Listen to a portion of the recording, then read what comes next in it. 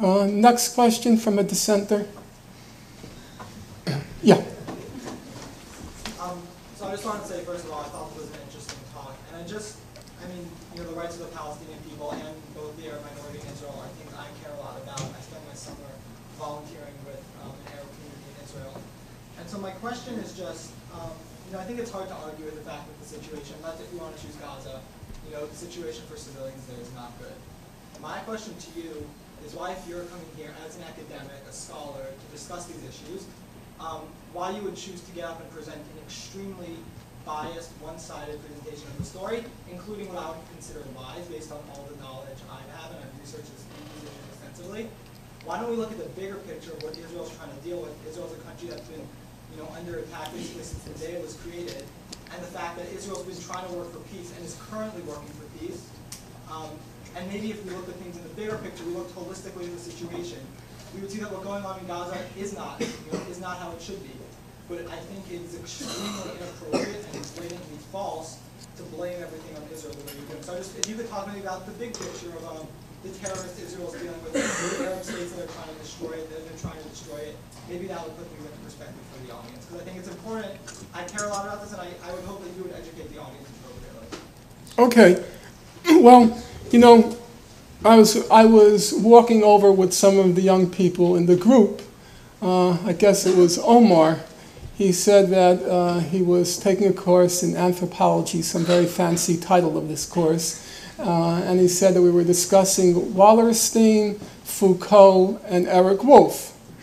And I said to him, well, of the three, I like Eric Wolf the most because Eric Wolf actually has a factual knowledge of what's going on.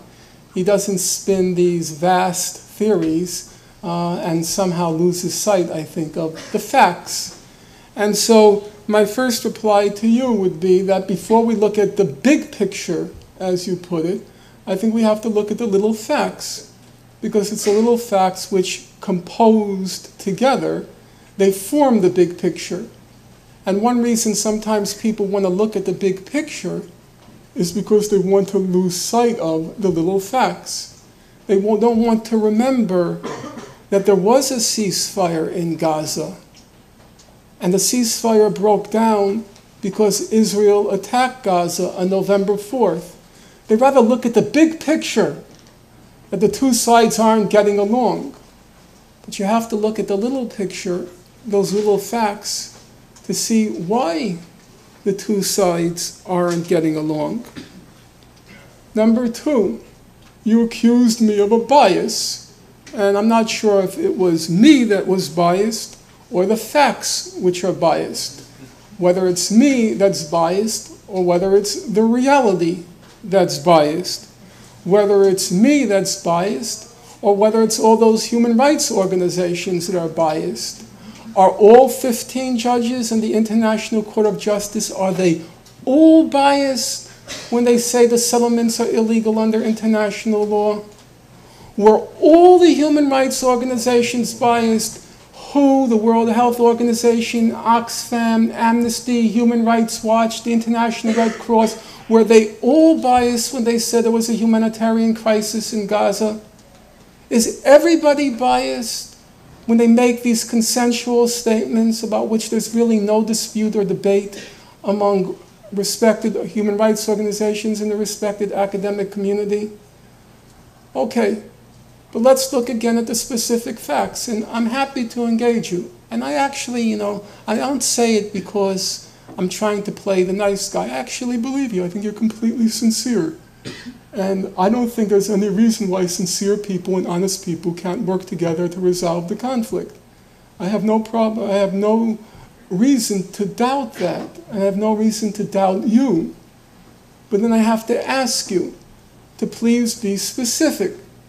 Where was I biased? Give me an example. What did I leave out? What fact did I leave out? And then we can proceed. But I think it's unfair to level a criticism, to accuse somebody of bias, and then try to evade the factual issue, the issue of substantiation, by then saying, I want to talk about the big picture.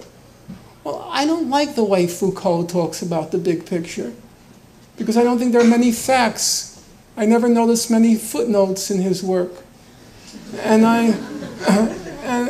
have a problem with people who want to leap to the big picture without looking at the facts. You know, there's a British proverb which I always liked. And the proverb goes, facts are stubborn things. And I like to look at the facts. So now give me the evidence for the bias. And I'm not trying to put you in a position. If you'd rather forego it and, you know, come back to it later, that's fine. But I know it's not fair to put you on the spot, you know, because I'm obviously more prepared for this evening than you. But if you'd like, no, that's normal. That's why I'm up here and I'm not there. But if you'd like to give an example of bias, I'm happy. I mean, first of all, the issue of no rockets, there were rockets. If you want to talk about the full kill, I mean, you yourself admitted the Israelis were unprepared. It wasn't, you know, a planned massacre. You had people coming down one at a time, young soldiers. Their guns were behind their backs because they didn't expect a violent opposition. So you want to talk about a planned violent massacre, you know, as you yourself said, they came down, they were scared, and that explains a lot of what happened. Okay. So you want to talk, I mean... Yeah, okay, I would like you to focus on one point because each point requires a lot of clarification. So choose which one you would like me to focus on, and then I'll answer it, because otherwise, you know, it becomes a dialogue between us. Well, in 2008, during the ceasefire, so instead of 50 or hundreds of rockets coming over, during that time when there was a ceasefire, before the November 4th, there were still rockets coming over. Maybe they weren't coming over as intensely before.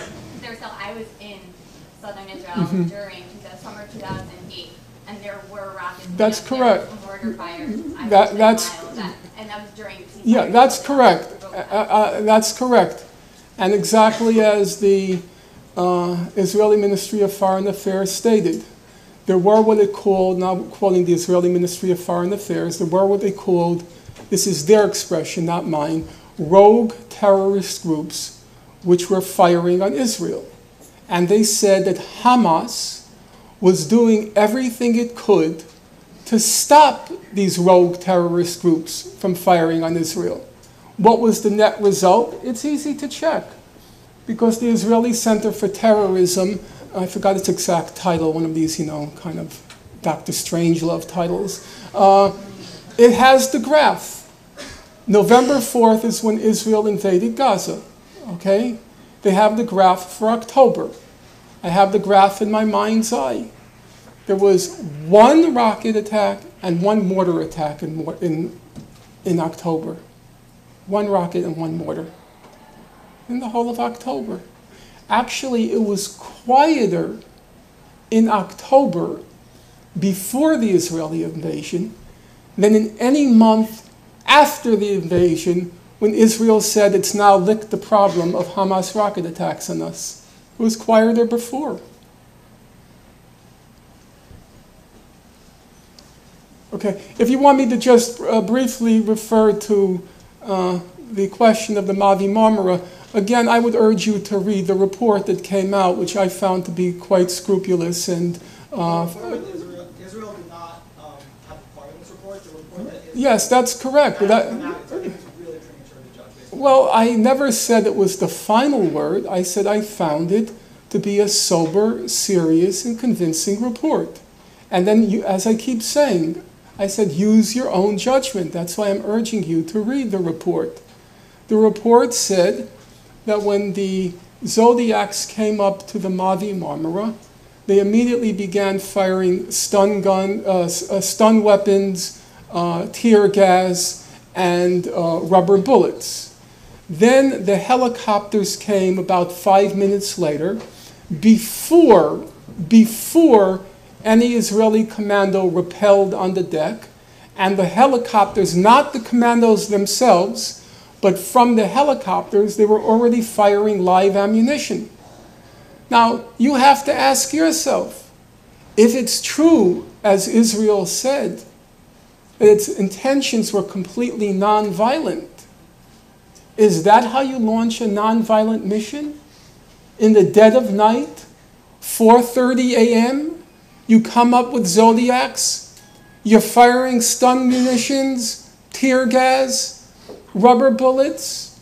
You then come above the boat, 2 helicopters or 3 hover above the boat. They're firing live ammunition at you. Is that how you break up a nonviolent demonstration? Well, it's true that's how Israel does it. But how do you reconcile that with trying to resolve that issue nonviolently? And then there's still the question, and I would be interested in hearing your point of view. Why didn't they do it in broad daylight? They said they didn't expect any resistance. So why did they do it at 4:30 a.m.? What's the explanation for that? These were naval commandos. They know how to disable a propeller.